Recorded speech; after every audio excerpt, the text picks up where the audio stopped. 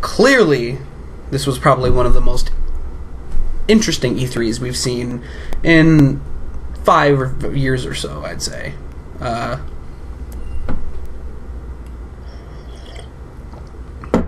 There was tons of games revealed, tons of things to talk about in general. We're going to get down to the best game from each company, and at least from my perspective. I think the proper place to start would be with Microsoft. Now, granted, Microsoft been getting a lot of hate, a lot of undeserved hate, in my opinion. I personally have pre-ordered a PS4, but I think Microsoft's machine is impressive, and I'm not going to get into my ethical discussion of my thoughts about people's reactions to Microsoft. What Microsoft did very well at their press conference was they made up entirely for the lack of games that were at the Xbox One reveal, and they really gave forward a lot of interesting titles. I think one of those titles that really blew me away was what they ended with, and I think a lot of people are going to have the same answer: Titanfall. Titanfall was gritty. It was fast-paced. It is a game that doesn't try to tack on a half-baked a half-baked single-player experience. It is a game built from the ground up to be a multiplayer experience. And I think that's how games that are like Call of Duty should be built from now on. Spend all of your money and all your resources building a beautiful, well-put-together game that strictly is multiplayer, if that's what you're going for. The game itself is being produced by Respawn Studios, which is a studio made up primarily of ex-Infinity Ward employees. So you can almost... I honestly don't get a very big Call of Duty vibe from this game, but you definitely see the polish and the know-how in this game, at least. I think, from the trailers we've seen so far, and the live gameplay demos. But more or less, you play in a giant battlefield as either as what they're calling a pilot or a Titan. It seems as though when you start a match, you come out and you are this very agile, very cool-looking, almost Spartan-esque super soldier that has the ability to, at one point in the match, call down a giant mech that you can climb inside and tear shit up with. Now, the game looks fluid. It's 60 FPS. It's beautiful. For people like me who really enjoy a console experience, it's very exciting to finally be able to get a 60 FPS or 60 frames per second experience on a console. One thing that I did think hurt Microsoft in the end was allowing this game to be published both on the Xbox One and the Xbox 360. This game had a lot of weight behind it, and I think if they were able to secure the rights to only produce it for the Xbox One, it would have been the console seller, the killer app that the Xbox One really needs. And I'm sure Respawn wanted to put it out as many platforms as possible so they can make as much money as possible, which is the smart thing for them to do. But I don't want to spend too much time talking all up about corporations and whatnot. You want to hear about games, I bet. So at the end of the day, my pick for Microsoft's best exclusive of the show definitely would have to be Respawn's Titanfall.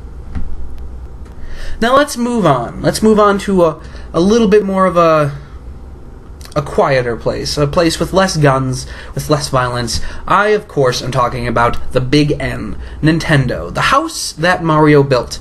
This year, their E3 was incredibly surprising that they weren't, for the first time, they were breaking tradition and not having a big staged conference, which I think, personally, was a fabulous idea.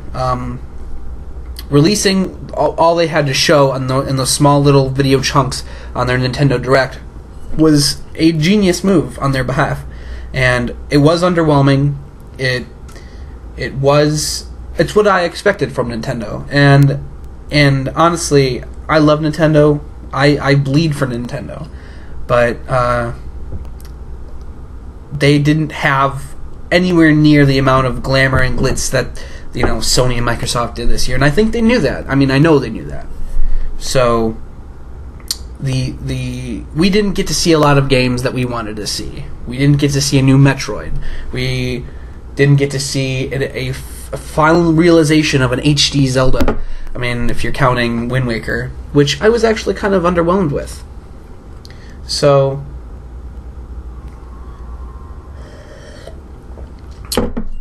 at the end of the day, I'd say, out of all the games revealed at Nintendo's Nintendo Direct at E3, I would have to go with Bayonetta 2. Now, hold your horses. I'm incredibly excited for Legend of Zelda Wind Waker HD. However, I was not impressed with it, at least watching it on that live stream that I was watching it on. Until I get that game in front of me, until I get to see it on a full HD TV, I'm not sold on it yet. That's not going to sell me a Wii U. Neither is my actual pick, which is Bayonetta 2. It's not going to sell me a console, but I loved Bayonetta 1 on the Xbox 360 or the PS3, whichever you prefer. And they're really fun games. They're fast-paced. They're ridiculous. They're huge. And, it's a nice break from the normalcy of a lot of the games we see today. A lot of the guns. I mean, that game has guns, but it's just a unique style of gameplay. I mean, I can compare it to games like God of War or Lollipop Chainsaw, but you really can't compare them because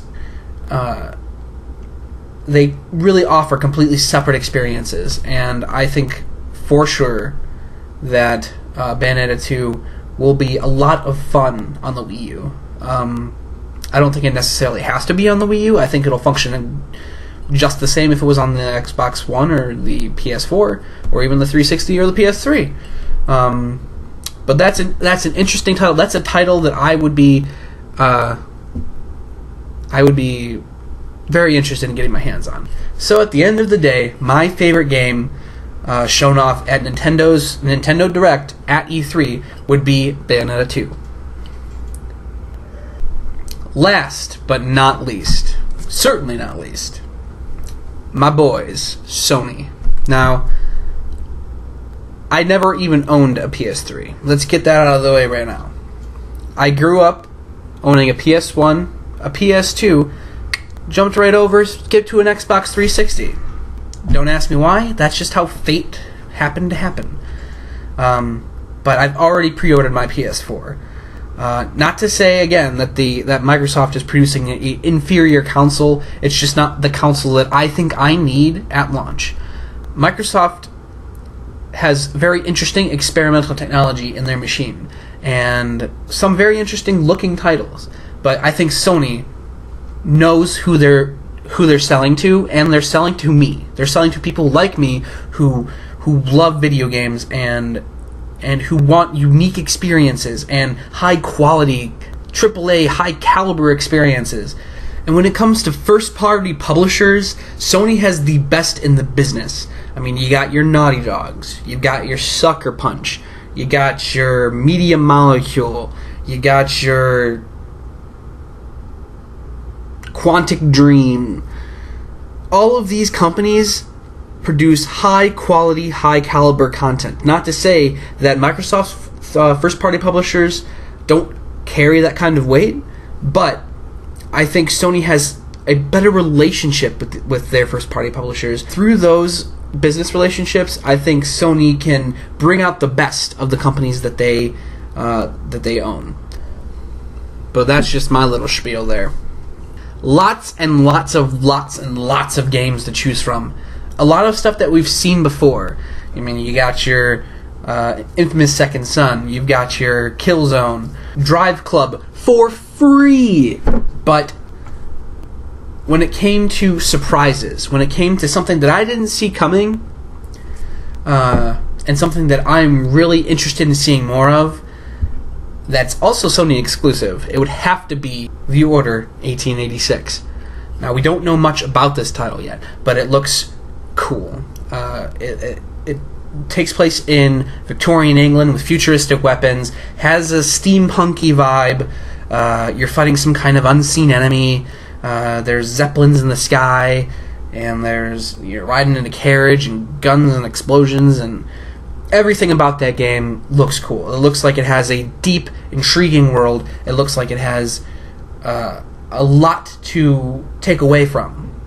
Of course, we don't know much about it yet. So, more than anything, I'm intrigued with this game.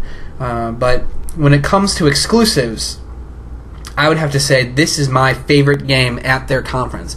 Now, if we're talking about best game and show, I think we're going to go with a little game called Destiny. Now, I know we're supposed to be picking for each category, for each of the big companies, and this is multi-platform, so it doesn't count for this particular video. But for my money, Destiny is best of show in general. Overall, best of show. Can't beat Destiny. They finally showed off exactly what Destiny is, how it really operates. They really kind of illustrated what they were going for with this whole shared world shooter thing, and made it pretty clear that it's an ambitious, incredibly ambitious project, and it's not half-baked. It's not going to disappoint, at least not to me. From everything that I've seen about so far, they've taken everything that I love about video games. They've taken, slick gunplay. They've taken beautiful, diverse, deep worlds. They've taken RPG elements of creating your own character and building him up to be exactly what you want him to be. And they have magic, and they have, guns, and the co-op experience of like playing Borderlands style with your friends and sharing weapons and comparing stats. And then at the other end of the spectrum, you have everything that I've ever wanted an MMO to be. Playing with people you don't know, playing PvP matches, claiming your own faction, and buying the goddamn t-shirt for your favorite faction, and that whole mythology behind all of it. It all looks like it's going to wrap up into a beautiful ball of Bungie glory, and I'm never going to stop playing it. But there you have it. At the end of the day, Nintendo, Bayonetta 2. Microsoft, going with Titanfall. Sony, gonna have to go with The Order 1886. And best in show, overall, Destiny. And that just about wraps it up. I want to thank my good friend Ian for having me do this video for him, and for, finally getting me on a camera. And, more than happy to do this anytime that he wants me to. And I hope you enjoyed the video. If I didn't say it at the beginning, because I can't remember, my name is Bryan. And if my voice sounds familiar, you might know me from this podcast I do called the Overstuff Podcast. Time for a little bit of gratuitous self-promotion here. But please check out theoverstuffpodcast.com, just like it sounds, theoverstuffpodcast.com. Listen to our podcast, join in on the fun. We have conversations just like this one, except in more of an audio style, if you know what I mean. And it's just me and my buddies talking about video games, talking about the news. It's a great way to keep up on a lot of stuff if you're not into, checking IGN every single day for the latest updates. It posts every Wednesday, sometime in the afternoon. I'm trying to narrow it down a little bit more for you, but that's pretty much it. Also, if you're not all about going to websites that you don't know and stuff like that, feel free to jump on our Facebook group page, which is at facebook.com/groups/The Overstuff Podcast. There you can get all of the news you'll get on our website, and even the podcasts will stream straight from our website to Facebook. So that's a great way to stay in touch, and we got a pretty great community on there. Not very big yet, but we're hoping to get there. So thanks again for listening to my crazy talk, and keep on keeping on. Pew!